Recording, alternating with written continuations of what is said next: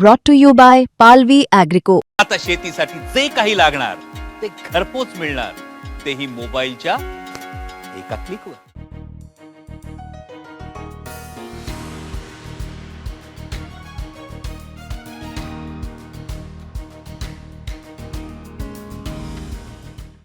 रोहित पवार अदानींसाठी पुन्हा एकदा ड्रायव्हिंग सीटवर. रोहित पवारांच्या ड्रायव्हिंग वेळी शेजारी अजितदादा, मागे उद्योगपती अदानी. पवार आणि अदानी आज पुन्हा एकदा एकत्र दिसले. बारामतीमधील कार्यक्रमासाठी शरद पवार, अजित पवार आणि रोहित पवारांसोबत उद्योगपती गौतम अदानींनी उपस्थिती लावली. विद्या प्रतिष्ठानच्या AI एक्सिलन्स सेंटरचं उद्घाटन अदानींच्या हस्ते पार पडलं. पण या कार्यक्रमापेक्षा अधिक चर्चा झाली ती रोहित पवार, अजितदादा आणि अदानींच्या एकत्र प्रवासाची. रोहित पवार आणि अजित पवारांनी अदानींचं विमानतळावर स्वागत केलं. बारामती विमानतळ ते विद्या प्रतिष्ठानपर्यंतच्या प्रवासात तिघेही एकत्र होते. यावेळी रोहित पवार ड्रायव्हिंग सीटवर होते, शेजारी अजितदादा आणि मागे अदानी बसले होते. विद्या प्रतिष्ठानमध्ये पोहोचताच अदानींचं स्वागत झालं. त्यानंतर अदानींनी शरद पवारांना वाकून नमस्कार केला.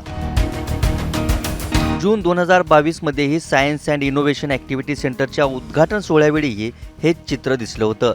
रोहित पवार हे स्वतः बारामती विमानतळावर गेले होते. अदानी विमानतळावर उतरल्यानंतर रोहित पवारांनी स्वागत केलं. त्यानंतर स्वतः ड्रायव्हिंग करत अदानींना बारामतीमधील ॲग्रिकल्चरल डेव्हलपमेंट ट्रस्टच्या कृषी विज्ञान केंद्राच्या आवारात घेऊन आले. त्यावेळीही रोहित पवार अदानींचं सारथ्य करत असलेला व्हिडिओ व्हायरल झाला होता. राष्ट्रवादीतील फुटीनंतर अजित पवार आणि रोहित पवारांमध्ये दरी निर्माण झाली होती. आता ही दोन्ही राष्ट्रवादी एक होण्याच्या आणि पुणे पिंपरी चिंचवडमध्ये एकत्र लढण्याच्या चर्चा सुरू आहेत. पण महापालिका एकत्र लढण्याची शक्यता कमी असल्याचं बोललं जात आहे. त्यामुळे अजित पवार आणि रोहित पवारांचं एकत्र दिसणं हे चित्र अशक्य वाटत असतानाच अदानींनी मात्र पवार काका पुतण्यांना एकत्र आणलं. काही वेळासाठी का होईना अजित पवार आणि रोहित पवारांनी एकत्र प्रवास केला आणि मागे होते देशातले बलशाली उद्योगपती गौतम अदानी. त्यामुळे 2022 नंतर 2025च्या अखेरीस रोहित पवारांनी अदानींसाठी केलेल्या ड्रायव्हिंगवरून पुन्हा एकदा चर्चा सुरू झाल्यात. बारामतीहून वसंत मोरेसह ब्युरो रिपोर्ट, मुंबई तक.